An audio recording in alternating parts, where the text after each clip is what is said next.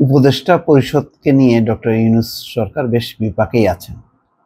একদিকে ছাত্ররা সমালোচনা করছেন, অন্যদিকে প্রধান দল বিএনপিও সমালোচনা করছে। রুহুল কবির রিজভী বলছেন, খোদা বক্স এবং আলী ইমাম মজুমদাররা গণতন্ত্রের বিপক্ষে অবস্থান নিয়েছেন। এই বক্তব্য তিনি আজকে একেবারে নাম ধরে দিলেন।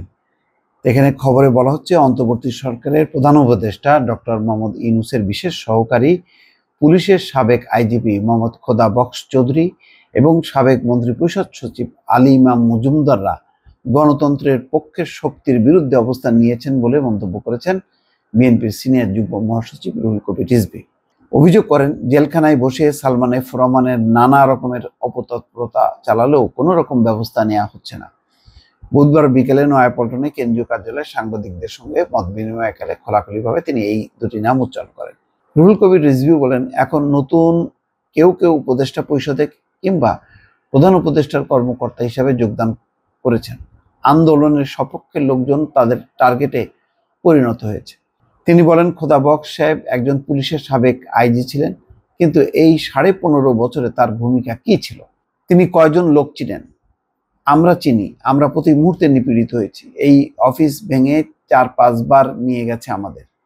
আজ এখানে আমরা যারা বসে আছি, সেদিন শেখ হাসিনার পতন হয়েছে, তার পরদিন আমরা জেলখানা থেকে ছাড়া পেয়েছি, তার আগের দিন পর্যন্ত রিমান্ডে ছিলাম।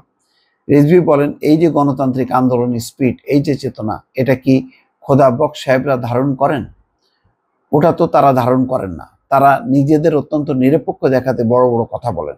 খোদা বক্সের উদ্দেশ্যে তিনি বলেন, বিএনপির সময় আপনি কি করতে পেরেছিলেন? আপনাদের কারণেই তো 111 এসেছিল, অগণতান্ত্রিক শক্তি এসেছিল। জেলখানার ভিতরে বসে সালমান এফ রহমান নানা রকম তৎপরতা চালাচ্ছে বলে অভিযোগ করেন বিএনপির সিনিয়র যুগ্ম মহাসচিব। তিনি বলেন, এই ব্যাপারে তো আমরা কোনো পদক্ষেপ নিতে দেখিনি। কারাগারের ভিতরে সালমান এফ রহমান রাজার হালে আছেন এবং ওখান থেকে সমস্ত পরিকল্পনা করছেন, তার প্রমাণ আমরা পাচ্ছি।